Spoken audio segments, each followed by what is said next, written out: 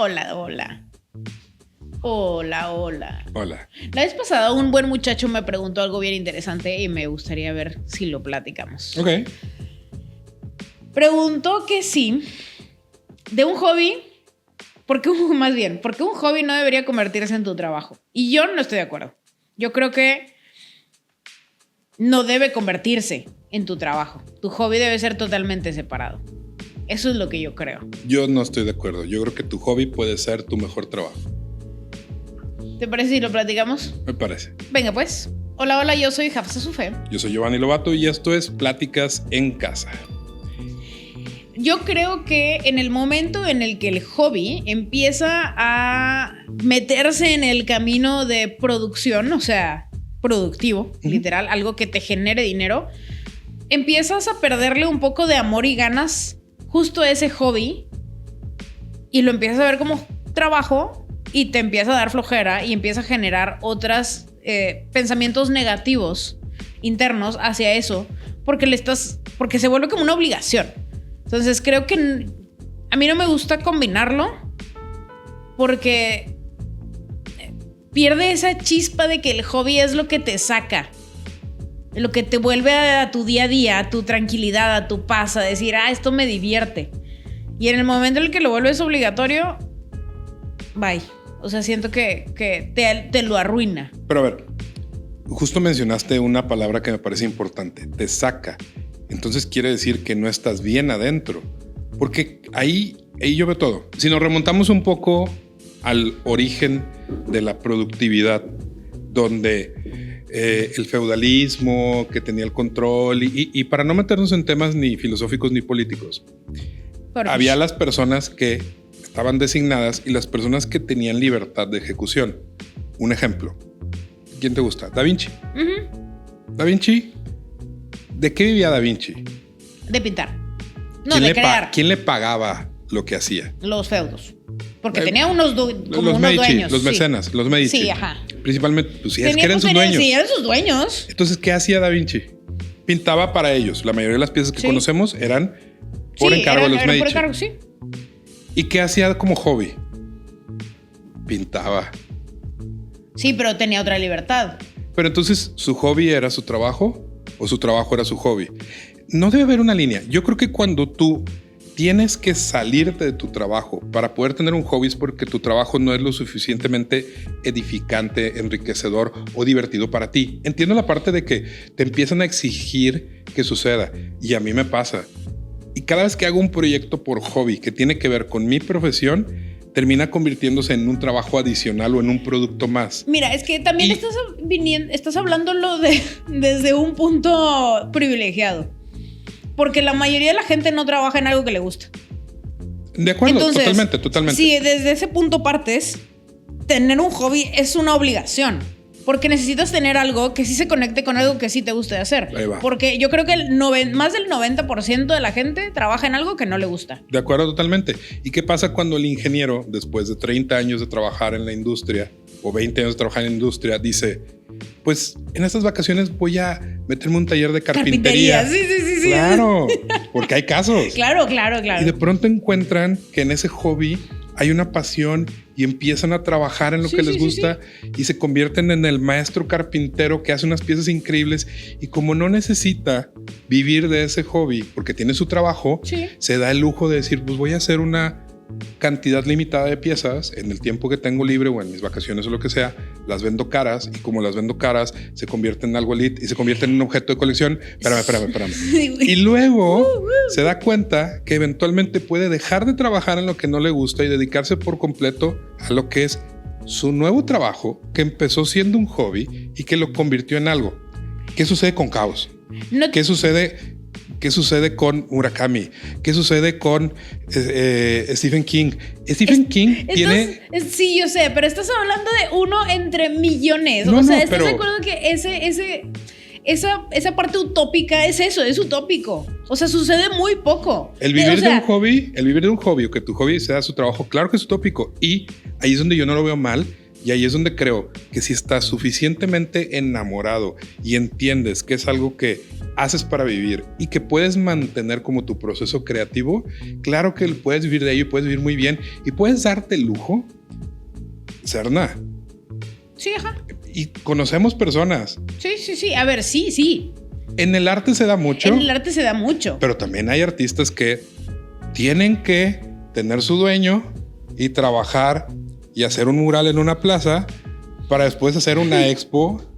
Claro. Y que en sean Palacio libres. Federal. Ajá, que sean libres. Entonces, no todo puede ser trabajo, ¿de acuerdo? No todo puede ser hobby, pero hay un sweet spot en donde sí puedes equilibrarlo y dedicarte a justo eso que te gusta, vivir bien de eso y que más allá de ser un hobby se convierte en un trabajo que disfrutas. Y adivina qué, puedes volver a tener eso de hobby sin necesidad de que alguien te lo pida. O sea, yo lo hago. Sí, nuevamente, tampoco no es el común.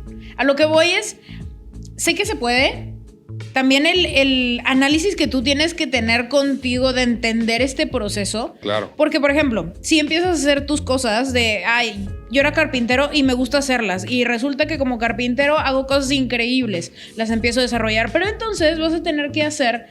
¿Cómo vas a venderlas? Voy a tener que hacer contenido o voy a tener que pasarlo de otra forma y vas a empezar a agregarle trabajo y cosas extras aparte de tu carpintería que no te van a gustar hacer y ahí es donde se vuelve tedioso.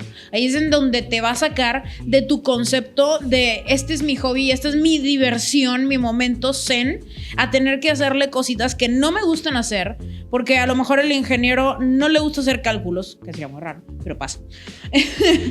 O administrativos o cosas en las que no jala, que tiene que hacer, que es lo que digo, o sea, se te va a arruinar el hobby porque vas a tener que hacer estas cosas y no me vas a decir que no porque a ti también te ha pasado. Claro, hasta claro. Con esos proyectos padres de hobby, cuando los volviste profesionales dijiste ya, sácame de aquí, necesito irme a otra parte, necesito hacer otras cosas. Claro, totalmente, porque estamos en búsqueda de este espacio que nos nutra, que nos haga sentir bien, que no necesariamente tenga una responsabilidad, que creo que es eso.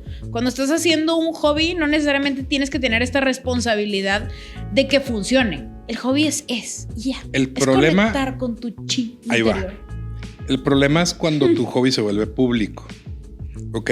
Porque a lo mejor no sabes y yo soy un escultor de closet y tengo esculturas que hago en las noches, pero como nadie las ha visto y nadie me dice, están increíbles, no las he tenido que vender, entonces nadie me ha pedido que le haga algo, entonces es mi espacio. Sí. Y está bien tenerlo, pero insisto en que cuando tienes ese tipo de hobbies o necesidades, es porque algo sucede en tu trabajo que necesitas tener esa válvula de escape. De acuerdo en que la mayoría le sucede.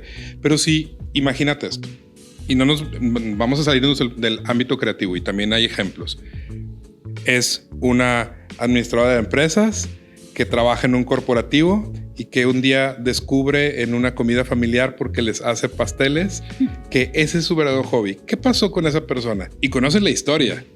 Y se convierte en empresaria y abre una pastelería y ella es la que diseña los menús, pero ella no los hace, empieza a contratar personas, sigue viviendo su sueño, sigue viviendo su hobby y ahora es consultora y ahora ayuda a otras personas que quieren dedicarse a eso y ahora da clases porque está tan enamorada de eso que empieza a diversificar y a construir negocio alrededor de su hobby, escogiendo bien cómo cuando algo se va a sentir como presión o como cuando algo tiene que ser productivo específico, ya no lo tenga que hacer ella.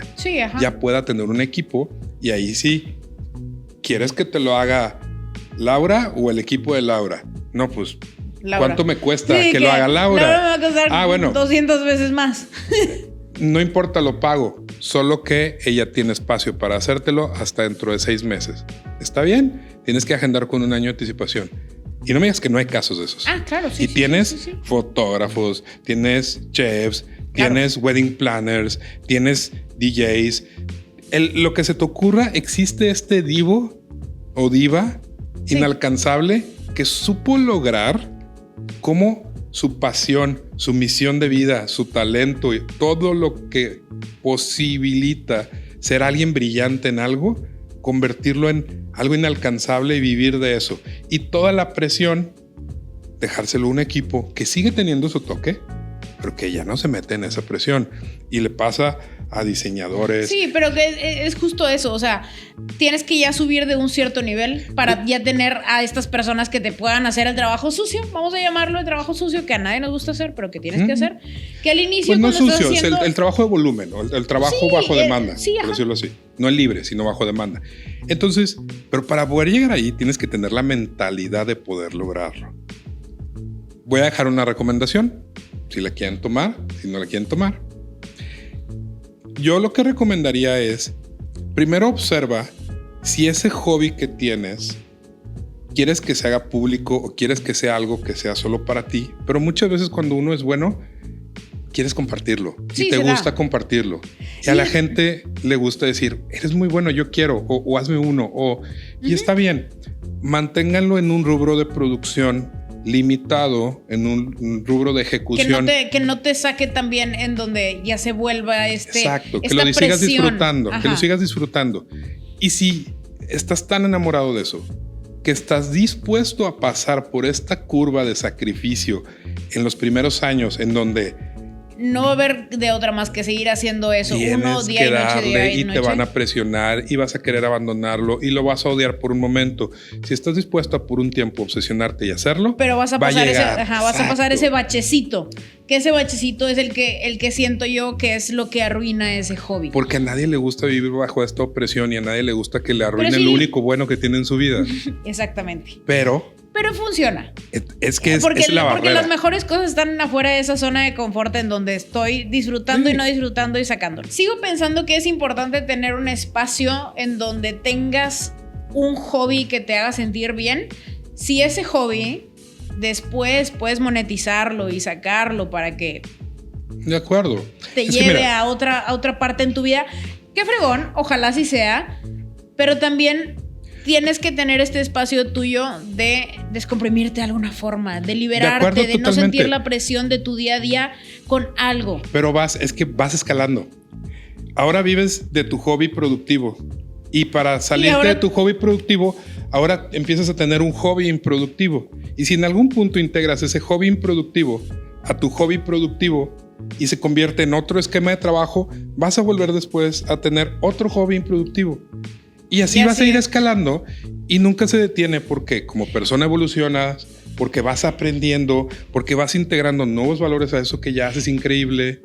Solo le voy a agregar una parte de esto. No todos están hechos para emprender. No todo el mundo está hecho para hacer que tu hobby se convierta en un negocio. Y muchos, más bien la mayoría, están hechos para trabajar para alguien. Entonces, llevarte eso a... voy a exteriorizar mi hobby, voy a hacerlo y voy a hacer crecerlo y voy a hacer... Creo que es también a un porcentaje muy chiquito de la población. ¿Cuándo?